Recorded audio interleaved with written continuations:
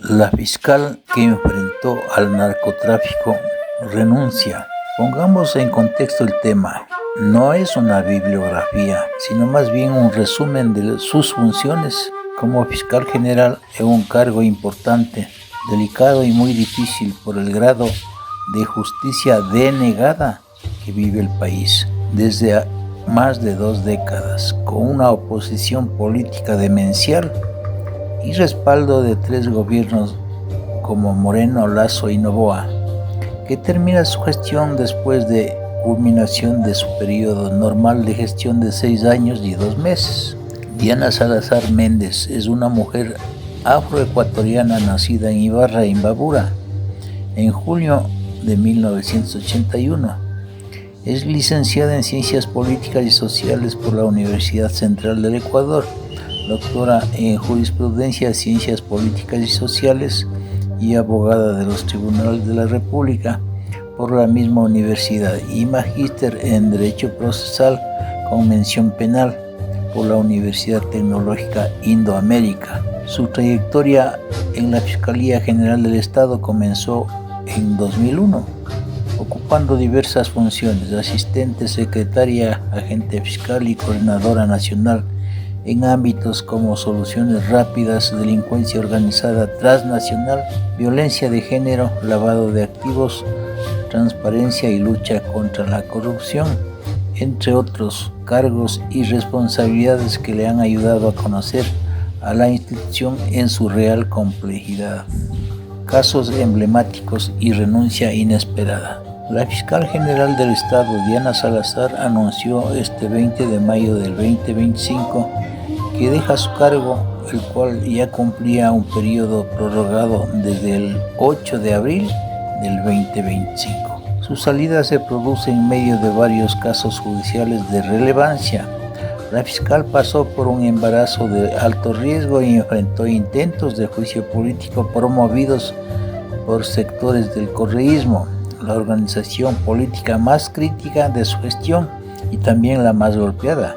Durante su gestión, Salazar lideró investigaciones emblemáticas que sacudieron las estructuras del poder político, judicial y criminal en Ecuador. A continuación, un repaso de los casos más relevantes difundidos por el medio de comunicación Primicias. 1. El caso Metástasis. Es el caso más importante dentro de su carrera en la Fiscalía.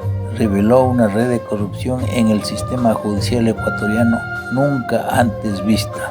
La Fiscalía vinculó a jueces y funcionarios judiciales acusados de colaborar con organizaciones criminales para manipular procesos legales en beneficio de narcotraficantes. 2. El caso Purga, derivado del caso Metástasis. El caso Purga expuso una red de manipulación judicial en Guayas. La Fiscalía procesó a 25 personas, incluidos jueces, funcionarios del Consejo de la Judicatura de la Corte Provincial de Guayas y el asambleísta Pablo Muentes, por presuntamente obtener sentencias favorables a cambio de sobornos. Se revelaron chats que evidencian la manipulación de sorteos de causas y favores judiciales a cambio de beneficios personales. 3. El caso Plaga, red de corrupción judicial en la que jueces, abogados, policías y funcionarios del sistema penitenciario presuntamente colaboraban para liberar a personas privadas de libertad a cambio de sobornos. La Fiscalía procesó a 31 personas por delincuencia organizada, de las cuales 15 aceptaron su culpabilidad y recibieron sentencias reducidas gracias a procedimientos abreviados y cooperación eficaz. 4. El caso Encuentro revela un esquema de corrupción en la administración pública y empresas estatales que involucraba a Danilo Carrera, cuñado del expresidente Guillermo Lasso. Se revelaron supuestos manejos indebidos de empresas públicas y decisiones a cambio de sobornos. En este caso se vincularon nombres como Hernán Luque Lecaro, Javier Jordán y Naim Masud. Además, se vinculan chats con el narcotráfico del fallecido Leandro Norero. 5. El caso Independencia Judicial. La Fiscalía indagó sobre la posible injerencia en procesos judiciales y disciplinarios, afectando la autonomía de jueces y fiscales. En este caso, el expresidente del Consejo de la Judicatura, Wilman Terán, alias El Diablo, recibió una sentencia de 9 años y 4 meses de prisión, junto a 10 procesados más. 6. El caso Reconstrucción de Manabí detectó irregularidades en la asignación y ejecución de fondos destinados a la reconstrucción de Manabí tras el terremoto del 2016. Se detectaron sobreprecios y contratos adjudicados de manera irregular.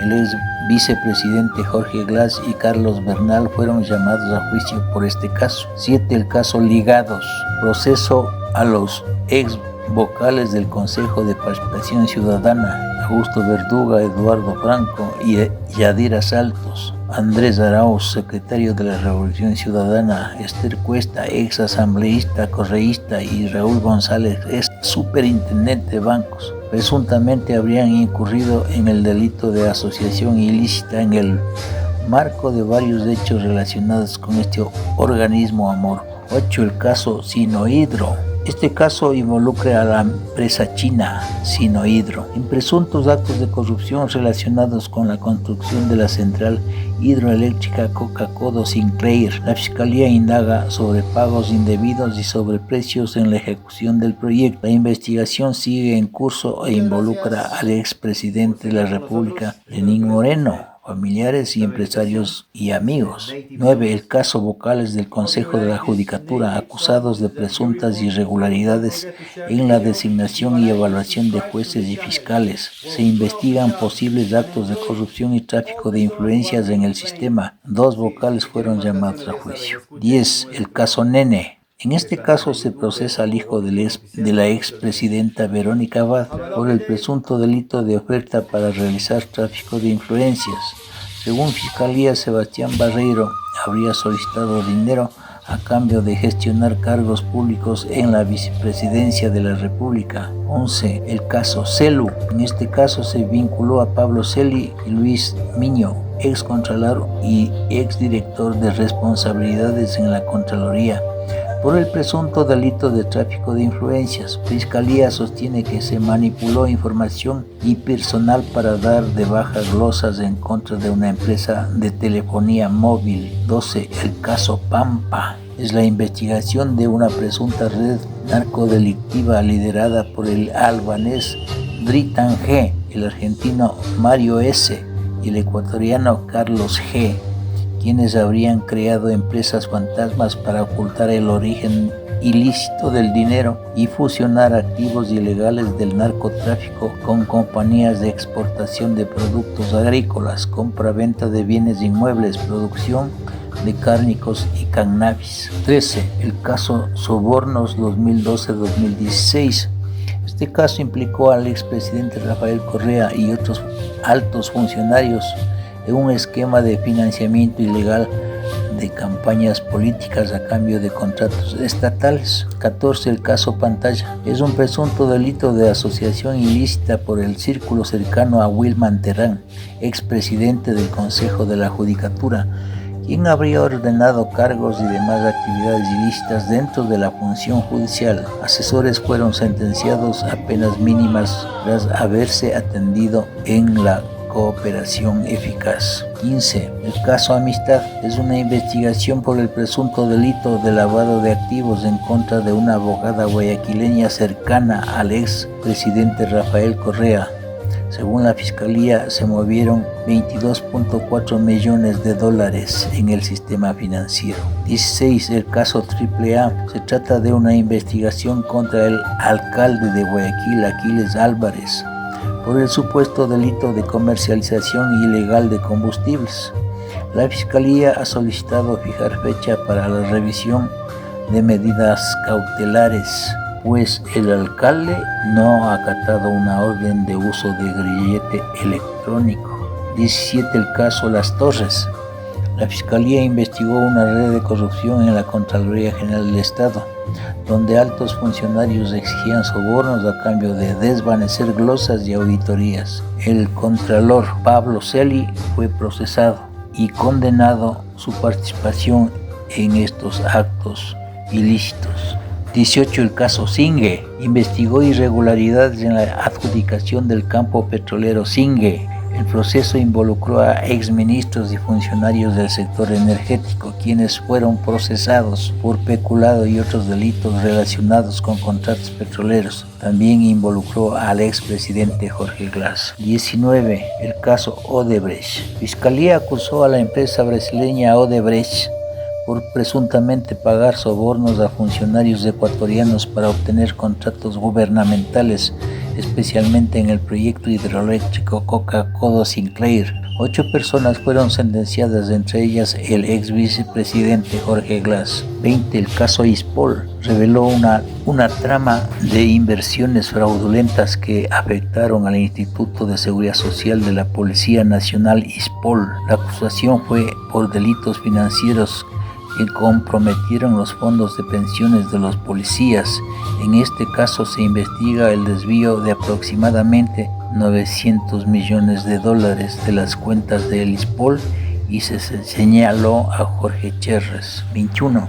El caso Daniel Salcedo. Adquisición de insumos médicos con irregularidades durante la pandemia del COVID-19, procesando a Daniel Salcedo y otros funcionarios por peculado y otros delitos relacionados. Salcedo también estuvo vinculado con el caso Metástasis y fue sentenciado a 40 meses de cárcel al aceptar que fue una especie de asesor del narcotraficante Leandro Norero. 22. El caso Defensor del Pueblo. El Tribunal de la Corte Nacional de Justicia ratificó la sentencia de 3 años de prisión contra el ex defensor del pueblo Freddy Carrión por el delito de abuso sexual. Renuncia que sorprende.